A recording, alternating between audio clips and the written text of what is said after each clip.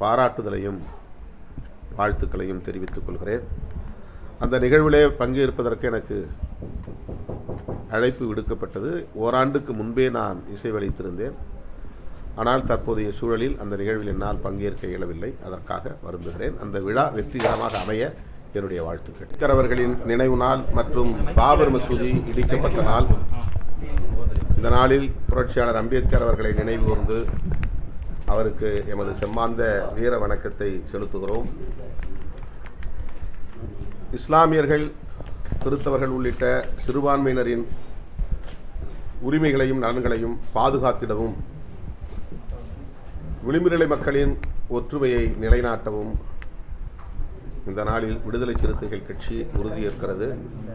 தமிழ்நாடு முழுவதும் புரட்சியாளர் அம்பேத்கரின் திருவுருவச் சிலைகளுக்கு மாலை அணிவித்து வீரவணக்கம் செலுத்துவதோடு தலித் மற்றும் இஸ்லாமியர் எழுச்சி நாள் உறுதிமொழியையும் இன்று ஏற்கிறோம். தமிழகத்தில் பெஞ்சல் புயலால் மிக கடுமையான பாதிப்பை நாம் சந்திக்க நேர்ந்திருக்கிறது. குறிப்பாக விழுப்புரம் மாவட்டம் இதனால் கடுமையான பாதிப்புக்குள்ளாகி இருக்கிறது. 10க்கும் மேற்பட்டவர்கள் உயிரிழந்திருக்கிறார்கள். ஏராளமான கால்நடைகள் வெள்ளத்தில் அடித்துச் செல்லப்பட்டுள்ளன, உயிரிழந்திருக்கின்றன. இந்த நிலையில் தோட்டப்பயிர்கள், வேளாண் பயிர்கள் போன்ற சேதங்களையும் மக்கள் சந்திக்க நேர்ந்துள்ளது. தமிழ்நாடு முதல்வர் அவர்கள் ஒரு ரேஷன் அட்டைக்கு 2000 ரூபாய் இழப்பீடு வெள்ள நிவாரணமாக வழங்கப்படும் என்று அறிவித்திருக்கிறார். அது போதாது என்கிற கோரிக்கை மக்களிடமிருந்து எழுந்துள்ளது. அண்டை மாநிலமான புதுச்சேரியில் ஒரு ரேஷன் அட்டைக்கு தலா 5000 ரூபாய் வழங்குவதாக அறிவித்திருக்கிற நிலையில் தமிழ்நாட்டு மக்களிடமும் அந்த எதிர்பார்ப்பு உள்ளது. எனவே மாண்புமிகு முதல்வர் அவர்கள் இந்த கோரிக்கையை கனிவோடு பரிசீலிக்க வேண்டும். வெள்ளத்தால் பாதிக்கப்பட்டவர்கள் மட்டுமின்றி வெள்ளம் சூழ்ந்ததனால் பாதிக்கப்பட்ட மக்களுக்கும் வெள்ள நிவாரணம் வழங்க வேண்டும்.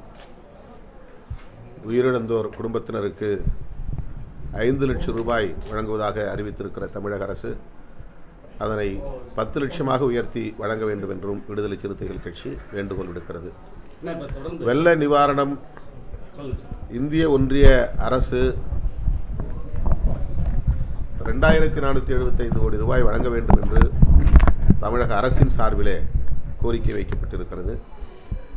இந்த கோரிக்கையை வலியுறுத்தி விடுதலை சிறுத்தைகளின் நாடாளுமன்ற உறுப்பினர்களாகிய நானும் தோழர் ரவிக்குமார் அவர்களும் உள்துறை இணையமைச்சர் மாண்புமிகு நித்யானந்த ராய் அவர்களை நேரிலே சந்தித்து கோரிக்கை மனுவை கொடுத்திருக்கிறோம். பரிசீலிப்பதாக கூறியிருக்கிறார்.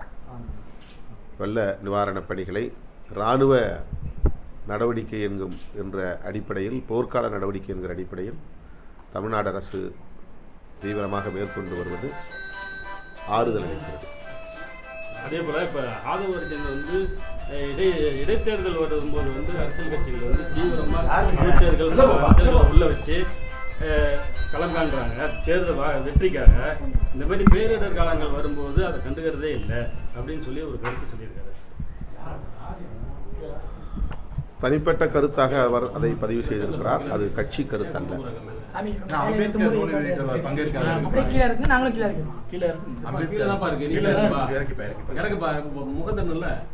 இன்றைக்கு அந்த விழா நடைபெறுகிறது. ஆனந்த விகடலின் சார்பில் வெளிவரும் அந்த புத்தகம் தமிழகம் மற்றும் பிற மாநிலங்களை சார்ந்த இடதுசாரி சிந்தனையாளர்களின் கட்டுரைகளை தொகுத்து எல்லோருக்குமான தலைவர் என்கிற நூலாக அதை வெளியிடுகிறார்கள். இந்த அளப்பரிய முயற்சியை மேற்கொண்டு புரட்சியாளர் அம்பேத்கர் குறித்த புத்தகத்தை வெளியிடுகிற விகடன் பதிப்பகத்திற்கு என்னுடைய பாராட்டுதலையும் வாழ்த்துக்களையும் தெரிவித்துக் கொள்கிறேன். அந்த நிகழ்விலே பங்கேற்பதற்கு எனக்கு அழைப்பு விடுக்கப்பட்டது. ஓராண்டுக்கு முன்பே நான் இசைவளித்திருந்தேன். ஆனால் தற்போதைய சூழலில் அந்த நிகழ்வில் என்னால் பங்கேற்க இயலவில்லை. அதற்காக வருந்துகிறேன். அந்த விழா வெற்றிகரமாக அமைய என்னுடைய வாழ்த்துக்கள். என்ன சூழல்னா அதை நான் விளக்கியிருக்கேன், அறிக்கையில் விளக்கியிருக்கேன். சொல்லுங்கள். ஒரு அறிக்கை வெளியிட்டிருக்கேன். அவ்வளோதானே. இப்போ வெள்ள நிவாரண பணிகளில் வந்து நிறைய சொல்லிட்டு நடக்குன்னு நிறைய சொல்லிட்டு